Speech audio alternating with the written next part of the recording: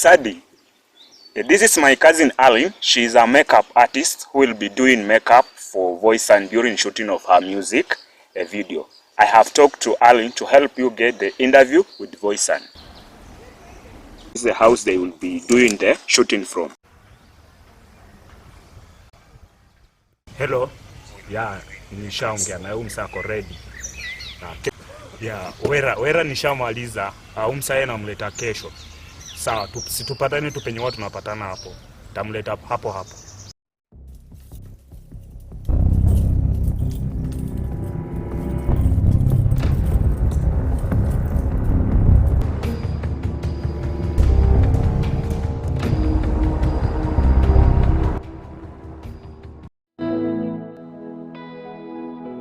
While the movie Unbroken remain pure work of fiction, there is truth in it that Silas Nyongesa can relate to concerning the time he chose journalism as a career. I'm Nyongesa Silas Sabatia. I come from Kakamega County. The main challenge that actually haunted me when I chose to do journalism as a career is negative comment from the public. People were negatively about me, saying that you should not do mass communication or journalism because some criminals will kidnap you and sell you to other countries so that they can get money, and at the same time you will not be able to access other places. So it is better to quit journalism and join other courses, which were a very difficult problem to me, that it hounded my mind. Then it forced me to sit down and consider myself again and become focused and firm toward this course. His passion in media is well demonstrated by taking advantage of every opportunity to showcase his gifting and talent in improvised talk shows that has the power to touch and change lives. The effect akiokule shule. Yes. Maybe ya kwanza effect ya kwanza inaweza kuwa kama gani? Kisha ni jambo lingine ambalo lazima tuongelee. Haimaanishi ukiwa mwalimu lazima mwanao awe mwalimu. Haimaanishi mama mtoto akiwa daktari lazima mtoto atakuwa daktari. Tuna changamoto mingi ambazo watoto wanapitia wanapoingia kule shuleni. Jambo la kwanza, mtoto ame lose focus. What is focus? Focus is an admiration yenye inakusukuma kufanya kitu fulani. Kwa sababu huyu mtoto alilazimishwa kufanya hii taaluma, hana focus. People with disabilities have always been assured that disability does not prevent them from having their dream jobs. The list is endless. Media, beauty therapy, business, nursing, social science, and many other jobs that many may have been deceived into believing is a reserve for people who don't have disabilities today. Those with disabilities can be able to do this kind of jobs.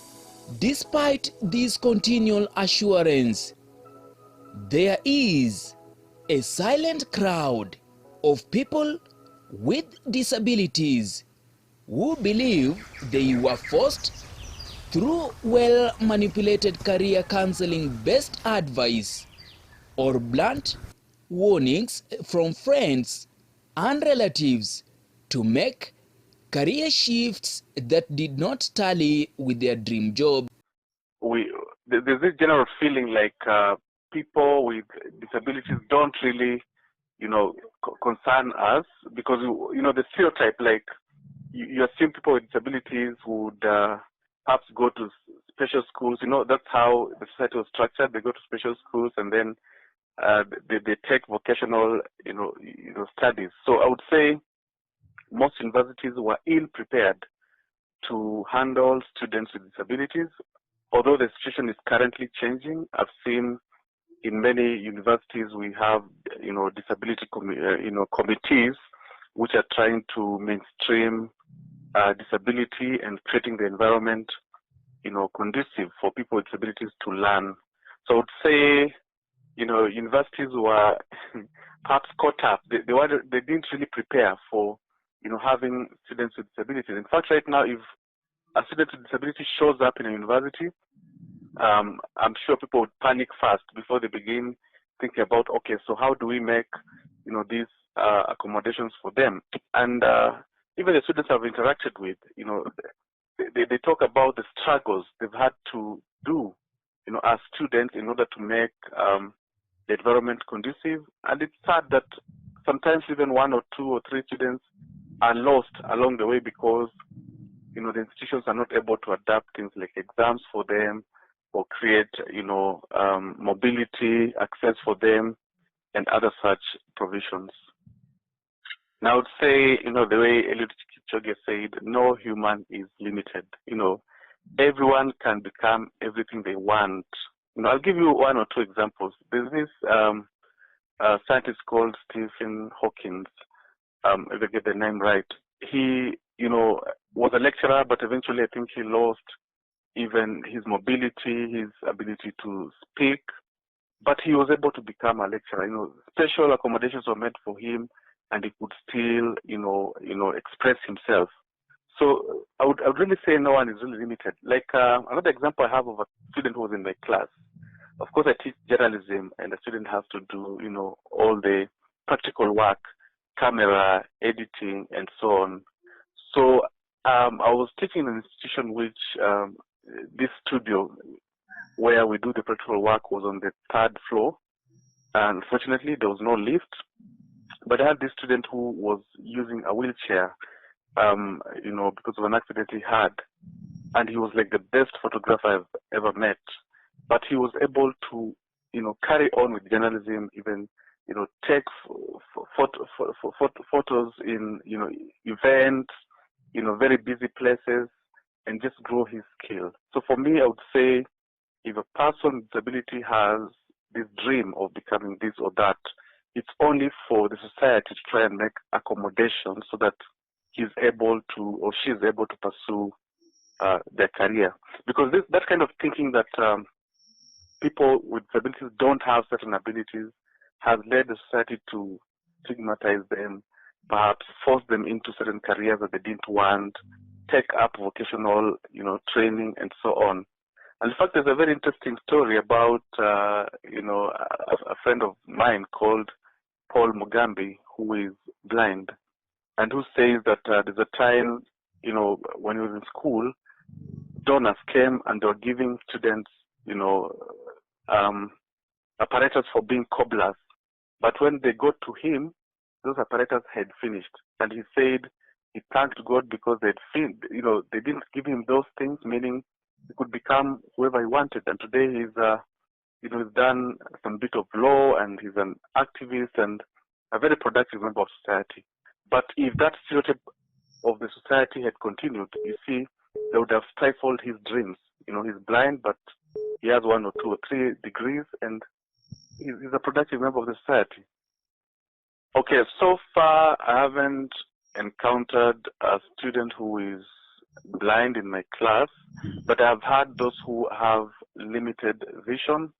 In fact, even currently I have 1 student with limited vision, but he's managing well. In fact, I can't even notice him in class. He's just participating like any other student. So for me, I'm a strong believer that if we create the correct environment for people with disabilities, then they can take up any career that they so wish.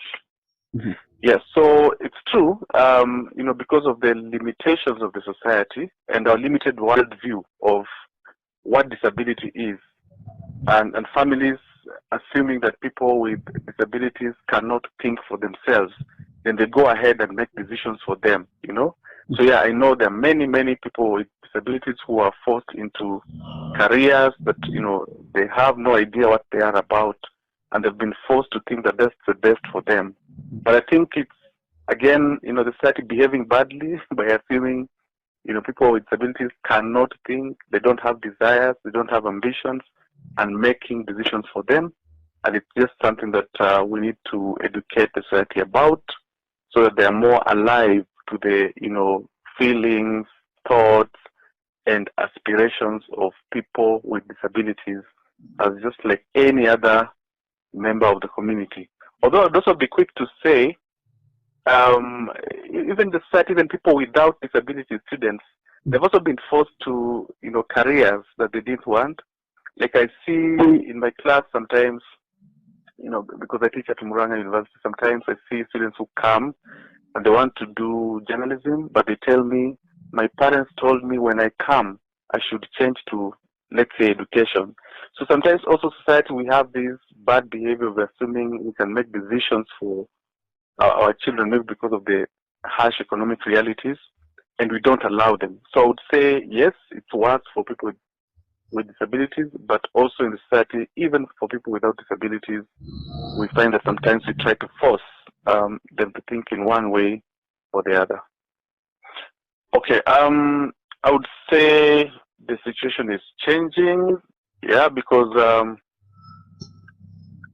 first we have all these laws that have been created that encourage inclusion.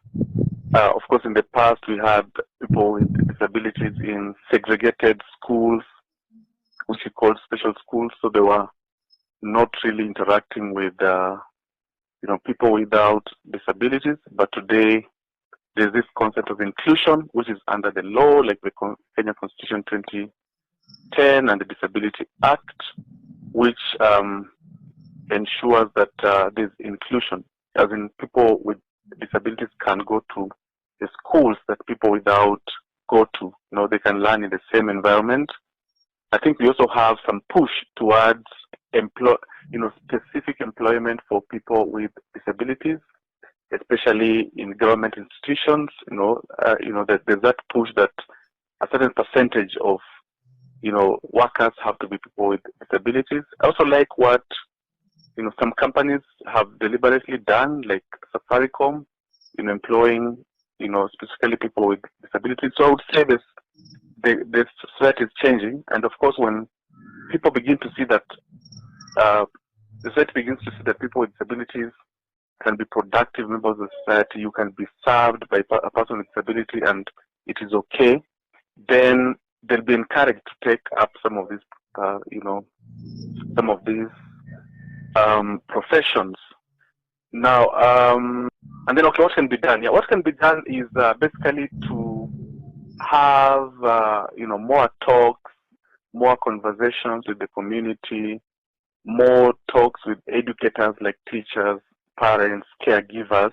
They need to be exposed to, understand that a person with disability has the ability, and if they have the desire to do this or that, the only thing they need to be done for is to be supported.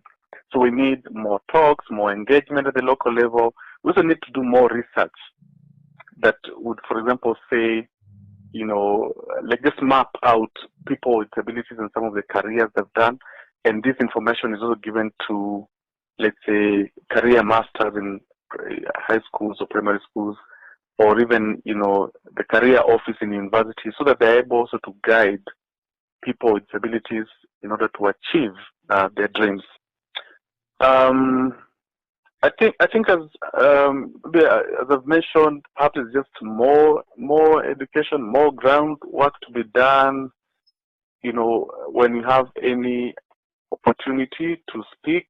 I like the fact that in our society nowadays we have many organizations with people of disabilities which are coming up and creating advocacy. So it's just creating more awareness through any means, either through organizations of people with disabilities, through government initiatives. I know there's a Department of Social Services, through, even researchers going back and talking about these things, so that people are more aware that we don't have, that all thinking that only certain courses like tailoring, like, being a cobbler, the practical work, vocational kind of work is that which is reserved for people with disabilities, that they can do anything. And some of them are so bright. They're inventors, they are at the forefront of pushing technology, and they should be allowed to get into such fields. The only thing we need to do is to create accommodations, at the workplace, in institutions, make the environment so that it is easy for them to navigate around. Like for example, for exams, giving them more time or allowing them to use technologies during exams so that they're able to, respond to the questions given and so on. So I believe if all this concerted effort, because we're still lagging behind, in terms of advocacy. So if we let anyone, even pastors, for example, create seminars for them so that they know they can talk and preach about, the abilities that, and how the society can change to accommodate people with disabilities. If we do all these things as a concerted effort, then I believe the society is bound to change and give more leeway for people with disabilities to choose careers that, Yes. they want. Yeah.